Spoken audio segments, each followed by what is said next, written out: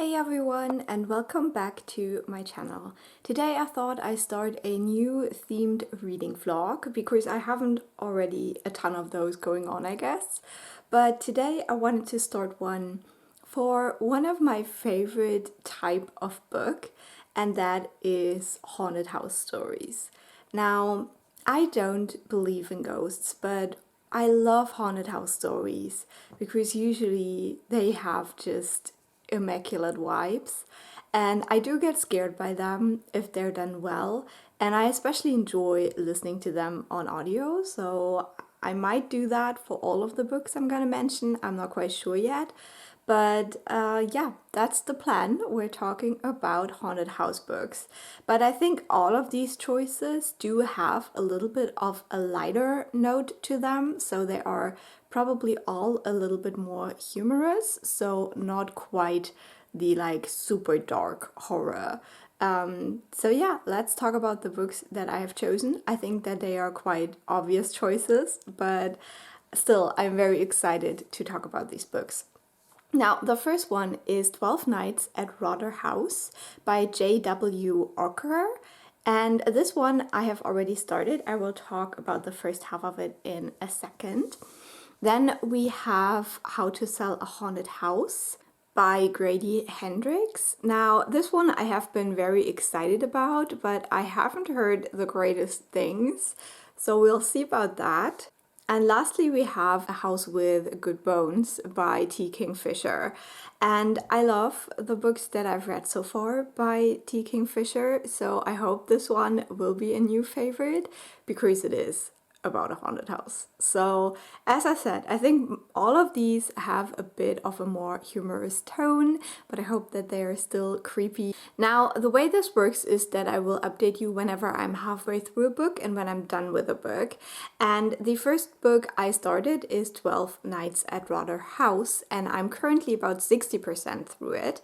So I thought I'd give you a first update. Now, this book definitely fits my reading mood perfectly right now. The reason I picked it up is because I have access to it for free on Audible right now, but it is limited in time, so I will lose that very soon. So I thought I'd just start there, and I am very happy with that choice. Now, in this book, we are following an author. I think his name is Felix, and he has not been very successful. He writes nonfiction books about creepy things, about cemeteries, haunted houses, whatever he comes across. And now he wants to do an experiment where he spends 14 days and 13 nights in a haunted house. And he chose Rotter House because it is not very famous. It's only locally known for its spookiness. And so he's staying there. And after his first night there, his like lifelong best friend Thomas comes to the house as well, and they do this experiment together. So we do learn that there is something that happened in the friendship of Thomas and Felix. It's not quite clear what it is yet, so there is this little bit of a mystery, and there is also some suspicions that I'm starting to have, but we'll see whether I'm right or wrong. This book is very meta, so there is a lot of references to classic horror movies, classic horror literature, and they have this game that they invented where they basically choose like a theme or just a like trope, and then they have to name movies that have that trope and stuff like that. So I think this can be a little bit like annoying to people who want like the scary horror, but I like that it brings a lot of lightness into the book, and also it just calms down the creepy in a lot of moments because we take a step back and we examine how certain tropes are used in horror stories and stuff like that. And so I really enjoy it. I'm having a great time with this book. There's also one thing where I don't quite know how I feel about it yet, and that is that Thomas is a black character, and it is like brought up in certain moments, and then sometimes it's kind of like made fun of in a way. So for example, when they tour the house for the first time, Felix calls the biggest bedroom the master bedroom, and then Thomas brings up slavery because you could say that a master bedroom is like a term from slavery. I actually don't know if it is correct, but that's definitely an association that you can have. And so I thought it was interesting to bring that up, but then they kind of make fun of it in the end. So I was like, okay, like, is this like some kind of like criticism of our racist tendencies or not? I don't know. But yeah, I do like their friendship dynamic. And as I said, I'm just intrigued to see what the kind of like little mystery bit is, what has happened to them a year before. So I'm definitely gonna continue reading this, and the first half definitely isn't that spooky. Obviously you have all the vibes of the house and that they are always awake during the night and explore the different rooms, and there's the cellar and there is the weird tower room and there is a room with like weird taxidermy. So you have all of the vibes, but nothing is quite happening at that point. But now in the second half it definitely gets more spooky and we have more things happening that we will need to explain. So yeah, we'll see. I'll update you once I finish the book.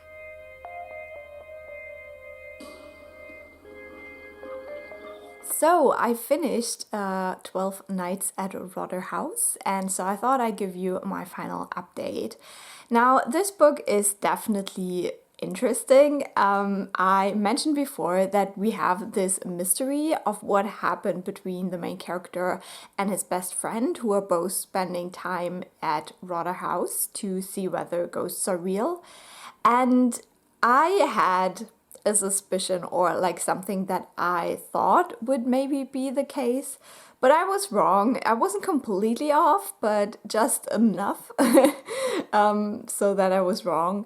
But I gotta be honest, like the true reason what's going on between them, what has happened, it wasn't exactly to my taste. I would say that this is an exploration of masculine fragility for sure, and so I think there is probably an audience for this book, but I didn't feel like I was quite it. So in the end I decided to give this 3.5 stars. I think for people who are looking for a creepy haunted house book, this is definitely not creepy enough.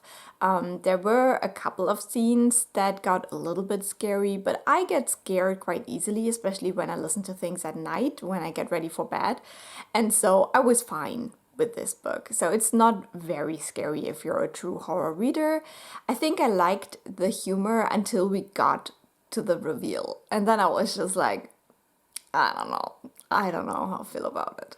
So yeah, I can't really recommend this book because I don't really know who the perfect audience for it would be, but it was funny and I was entertained for a large part of it, and then in the end it just got a little bit too basic and ridiculous at the same time. So that one is out of the way. I think I will go into tiny bit of spoilers, so if you have read the book or if you're not planning on reading the book, just so you know what I'm talking about, and then maybe you can, let me know what you think. But yeah, spoilers ahead, just so be warned. So basically what I was hoping for, what would have happened between the two, was some kind of a gay thing, like they have been friends for almost all of their lives, and then there was one night and something happened, and now their relationship is kind of unclear. So I thought maybe that this would be like a gay thing, like maybe they have kissed and then the next morning one of them pretended it didn't happen or something like that. So unfortunately, or I don't know if I would have really liked it better, but that's just the vibe that I got from these characters. But what really happened is that they got drunk with their wives, and while our main character basically passed out, the other ones had a threesome. And that's the whole thing. That's what it's all about. It's marriage and adultery? No, what do you call that? Like unfaithfulness? I don't know what the English terms are. But yeah, basically his wife had sex with his best friend. And that's like that's the whole deal. That's the whole thing. And I did have another suspicion, and that was that Thomas, the best friend, was already dead for the whole book. And that was correct. So at least I got that one. In between, I also thought maybe the main character was already dead because he started seeing the house in so much color. And so I was like, maybe he died and now it's different because he's dead now. But that was never explained. Probably because he should have taken some medication and he didn't. I don't know.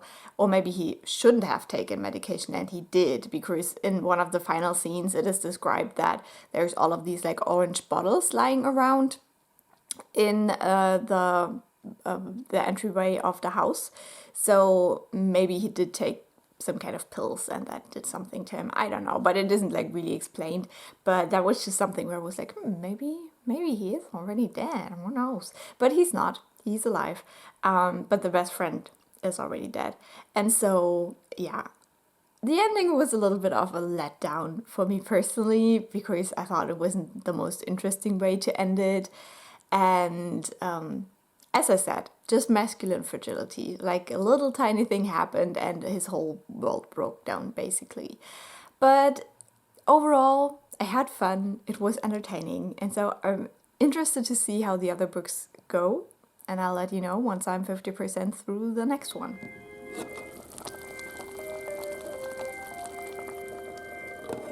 So I'm now halfway through A House with Good Bones, and so far I am enjoying it. It's always a pleasure to go back to a Kingfisher book. I just love her style of writing so much, and yeah, the main characters are just always so fun to follow around. In this book, we are following a woman who goes back to her childhood home to visit her mum. She is a scientist. She studies bugs. I cannot say that word in English. I'm very sorry. But she was supposed to be on a dig, but it got kind of delayed, and so now she has time to go visit her mum, and that's what she does. And when she's there, weird things just start happening. This setup reminds me a little bit of Just Like Home by Sarah Gailey, which was a book that I really, really enjoyed. And so it's interesting to see kind of the like differences now with this basic setup. I would say that the stories are quite different, but they do have similarities, I would say, just in the themes and the like portrayal of like weird things that are happening in your like childhood home. I must say that right now at the halfway point, I feel like it is quite easy to see what's going on, supposedly, or like maybe there is like a crazy twist later, but right now I think it is very obvious what's happening.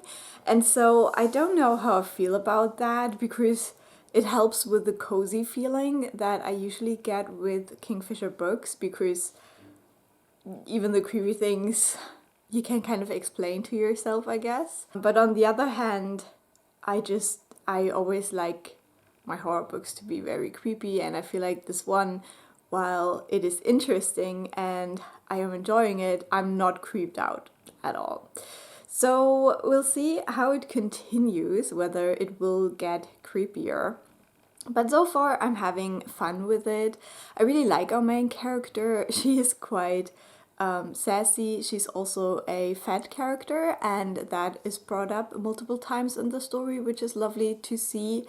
And I just like the way that she talks about like her academic career and how that is very precarious, and how she's like working on this project identifying bugs basically, which is a very hopeless task and stuff like that. So I like how this is brought up again and again in the story. And then we have the mother, who I feel is a little bit harder to grasp, just because we're really just seeing her being weird now. We haven't met her before, but I think she has quite an interesting job because she escorts people, like not like an escort. I don't know how to explain it, but yeah, she's ferrying rich people and famous people around when they're in the area and stuff like that. And then we have the grandmother, who sounds very scary, and we have the brother, who I really liked. Like, we only had him for like one phone call, but I thought he was just a very nice guy, sounds like. So we'll see whether he will pop up again in the story.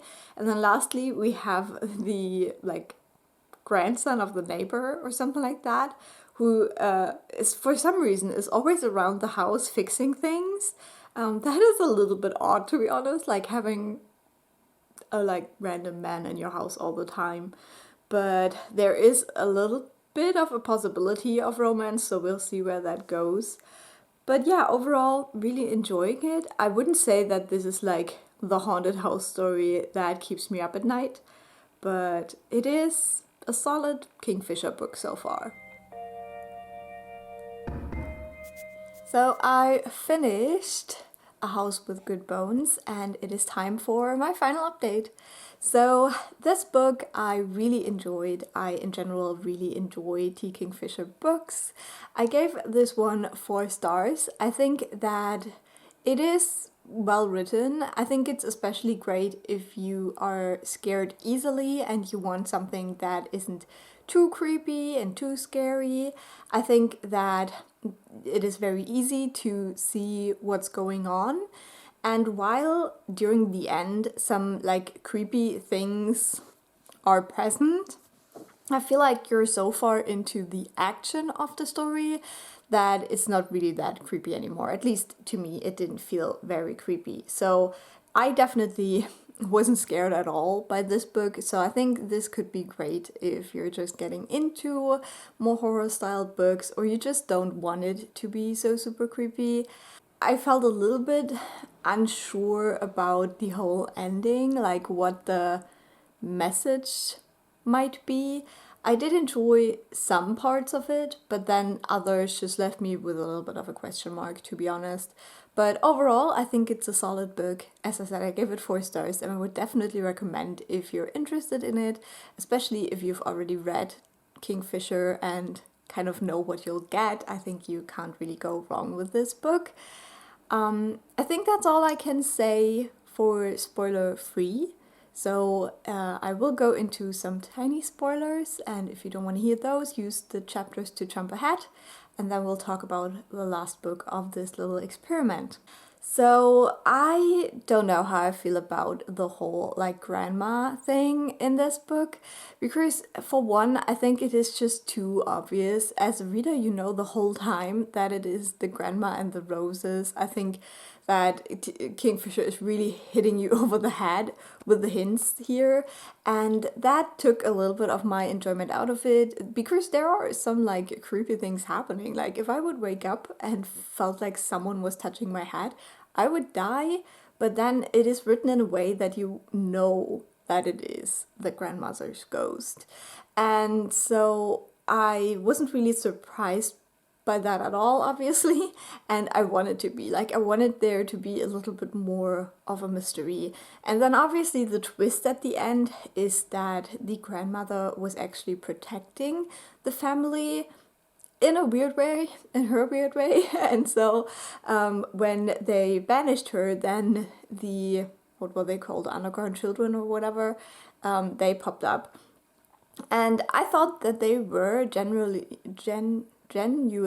creepy, but as I said, it was just so much action at that point in time that I didn't get creeped out by them anymore. I was just like, okay, now I have to follow like all the action, and now they're running there, and now they're doing this, and yeah, I just felt like in book form that didn't really work to make me feel scared. I was more interested to see what was going on.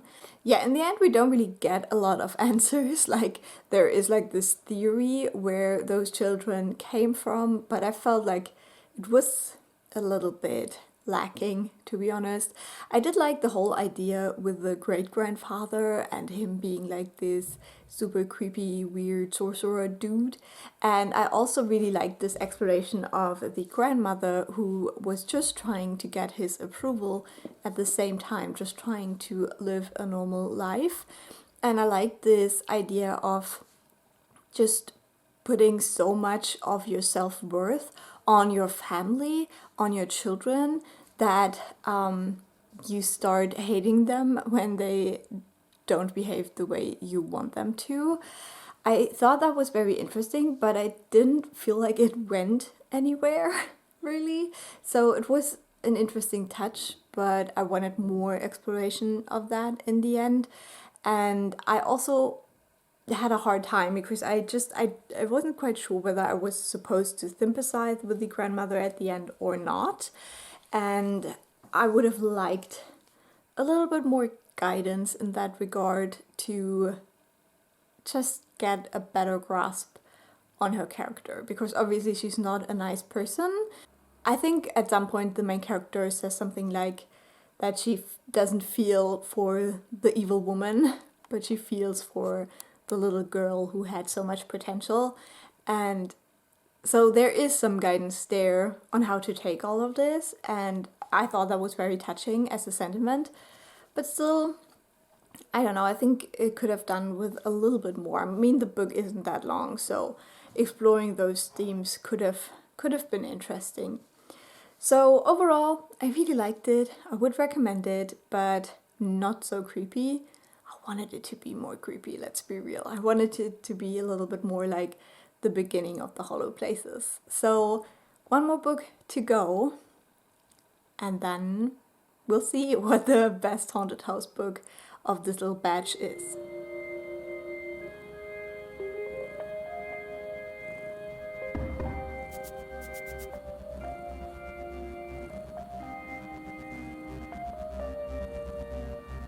So I'm currently halfway through How to Sell a Haunted House by Grady Hendrix, the last book of this vlog, and so far I'm really liking it. I've heard so many bad things about this book, and I've heard especially bad things about the audiobook, so I decided to go with the ebook. I got it through my library, so I don't have that and I can't speak to the audiobook. Keep that in mind.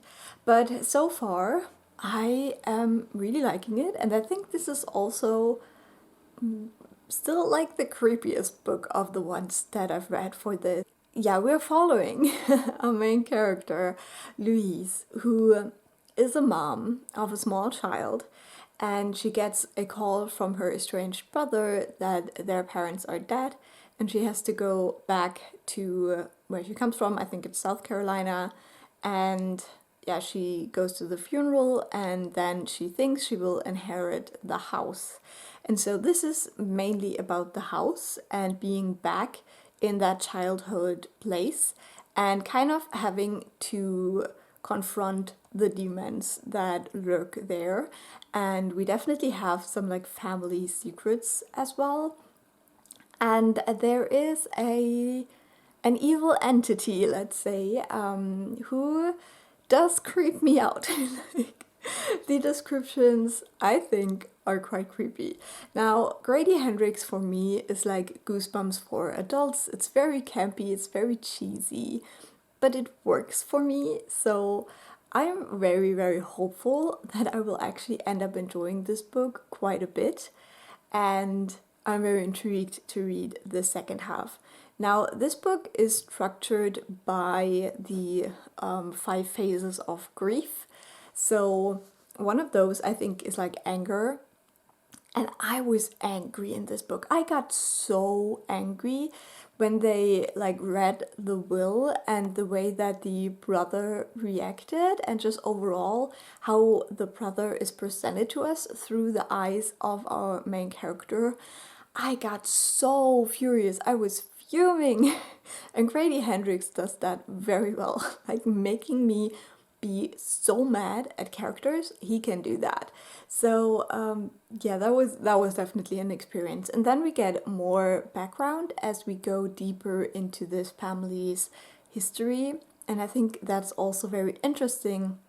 And it leads to the point where our main character actually gets quite unreliable. So I'm intrigued to see where it goes from here, and I will let you know my final verdict once I've finished the book.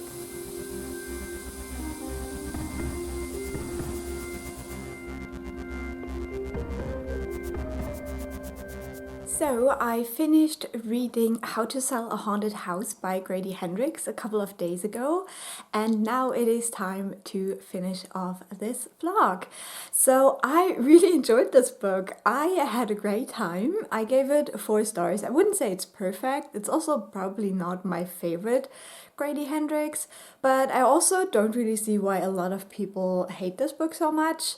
I still would say maybe don't do the audiobook because I have heard quite bad things about the way it is narrated, especially with the puppet, that the voice is just more ridiculous than scary. But then when I read the descriptions of what the voice should sound like, I kind of feel like it's probably accurate, but either way, I thought that reading the ebook was fine. It was the right way to go for me. And I had a lot of emotions reading this book. I was infuriated at some points, especially during the beginning.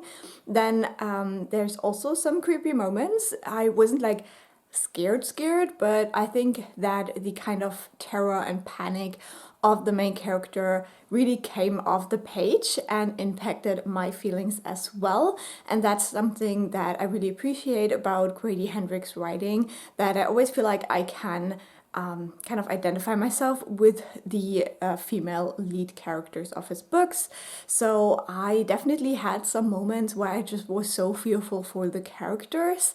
And then during the end, I think there's also some more sad moments, even though I wouldn't say that this is like Grady Hendrix's strong suit, but I still liked the addition that we get an explanation, and I think that the way it was handled, it was actually quite a good, solid ending for a horror book, because you know, sometimes a horror book can be so great, but then the explanation at the end is just dumb. And I felt like with this one, it was a very satisfying ending that I really appreciated.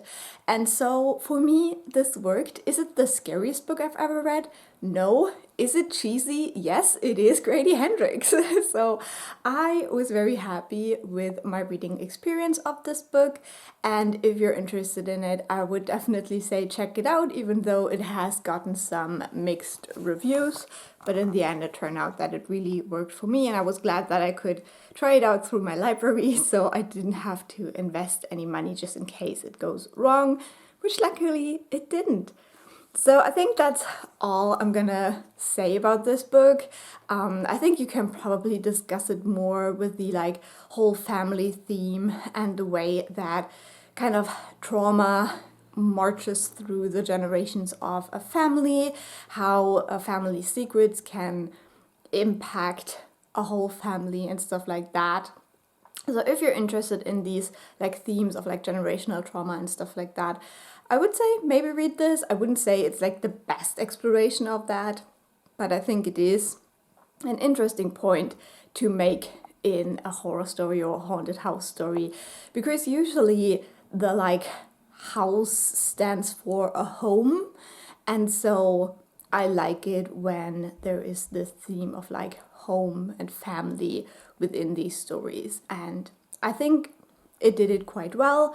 And then also with A House with Good Bones, we have similar themes, even though I would say that one I didn't find as scary.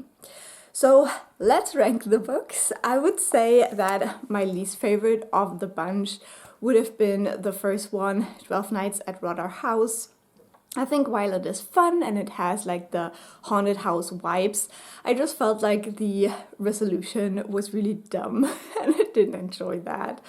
Then we have, I think, A House with Good Bones, just because I wanted it to be creepier and scarier, and I just felt like I didn't really get that. Still, I love Kingfisher, and I think that this book is like really good. And then I think my favorite, actually, surprisingly, was How to Sell a Haunted House by Grady Hendrix, because that one just gave me a little bit of everything.